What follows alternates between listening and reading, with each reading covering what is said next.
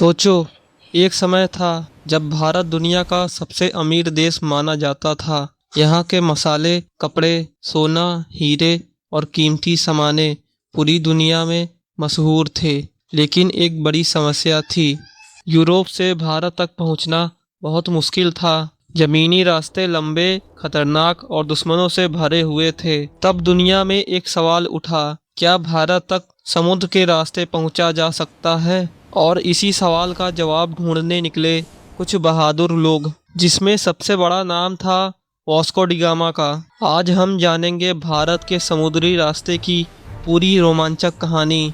15वीं सदी में भारत को सोने की चिड़िया कहा जाता था। यहाँ मिलते थे काली मिर्च, लौंग, दालचीनी, रेशम, महंगे कपड़े, हीरे और मोती।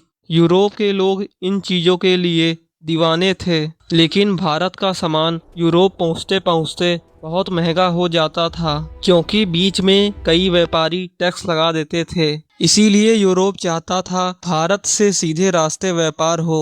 उस समय एक छोटा सा देश था, पुर्तगाल। पुर्तगाल के लोग समुद्र के नए रास्ते खोजने में माहिर थे। एक राजकुमार था, प्रिंस हेनरी द नेविगेटर। उसने नए जहाज बनवाए, नक्शे तैयार करवाए और नाविकों को ट्रेन किया। धीरे धीरे पुर्तगाल के जहाज अफ्रीका के किनारे तक पहुंचने लगे। उनका प्लान था अफ्रीका से घूमकर भारत तक पहुंचना। 1488 में एक नया नाविक डायस अफ्रीका के दक्षिणी छोर तक पहुंच गया था। यह जगह बहुत खतरनाक थी।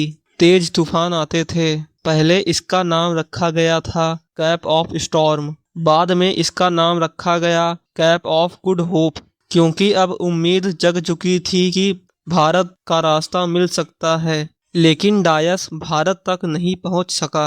अब असली मिशन बाकी था।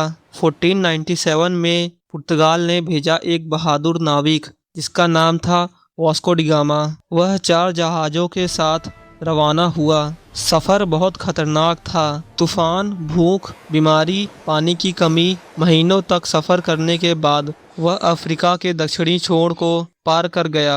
फिर वह पूर्वी अमेरिका पहुंचा।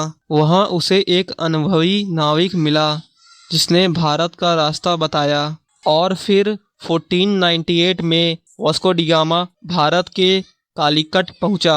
आज इसे कोझीकोड केरल कहा जाता है। यह पल इतिहास बदलने वाला था। कालीकट में उस समय के राजा थे जमोरिन। वास्को डी गामा ने व्यापार की अनुमति मांगी। शुरुआत आसान नहीं थी। कई व्यापारी उसके खिलाफ थे। लेकिन अब एक बात तय हो चुकी थी, भारत का समुद्री रास्ता खोज लिया गया था। अब यूरोप के जहाज सीधे भारत आने लगे थे। इस खोज ने पूरी दुनिया बदल दी। यूरोप और भारत का सीधा व्यापार शुरू हुआ। पुर्तगाल अमीर बन गया। दूसरे यूरोपीय देश भी भारत आने लगे। डच, फ्रांस और ब्रिटिश भी भारत व्यापार करने पहुंचे। आगे चलकर अंग्रेजों का राज शुरू हुआ। एक समुद्री रास्ते ने दुनिया का भविष्य बदल दिया। अगर वास्को डी गामा भारत का रास्ता न खोजता तो शायद इतिहास कुछ और होता। न ईस्ट इंडिया कंपनी आती, न अंग्रेजों का राज होता, और न ही दुनिया का नक्शा आज जैसा होता। एक सफर और पूरी दुनिया बदल गई। अगर आपको ऐसी ऐतिहासिक कहानियाँ पसंद हैं तो चैनल को अभी सब्सक्राइब करें और कमेंट में बताओ, अगर आप उस समय होते तो क्या इतने खतरनाक समुद्री सफर पर जाते।